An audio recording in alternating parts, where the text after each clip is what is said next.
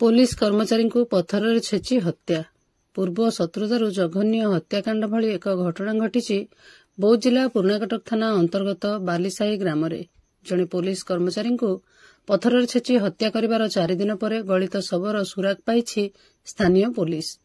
सूचना मते बालीसाही ग्रामर मृतक पुलिस कर्मचारी उदय रंजन पट्टनायक पड़ोशी घर संजय नायक पूर्वर मिलामिशा हेउथिले। कौनसी कारणवशतः उभयंक मध्यरे बचसा होइथिला।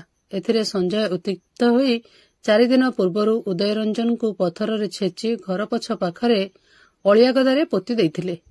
हत्या पर मृतक पुलिस कर्मचारी पुओ को धमक देइथिला अभियुक्त संजय। एपरिक घटना प्रकाश कले जीवनरू मारिदेवी बोली धमक देइथिला। 4 दिन पर मृतक देह पची चढ़ी गंध हेबा गां लोक जानिथिले। एने आज स्थानीय लोके पुलिस को खबर देथिले। खबर पाई घटनास्थल में पुलिस पहुंची गलित शव को जबत करने सह हत्याकांड में संपृक्त अभियुक्त संजय को गिरफ्त करिछि। घटनास्थल में साइंटिफिक टीम डॉग स्क्वाड सहित पुर्णाकटक पुलिस पहुंची तदंत प्रक्रिया आरंभ करिछि। मृतक उदय रंजन पट्टनायक फुलबाणी जिला बालीगुड़ा थाना अंचल पुलिस कर्मचारी भाव कार्यरत थिबा सूचना मिलिथिबा बेले घटनार पुंखानुपुंख तदंत कले हत्या घटनार कारण जनापड़िबो बोली बौद्ध एसडीपीओ लॉरेंस राउतराय सूचना दैछन्ति।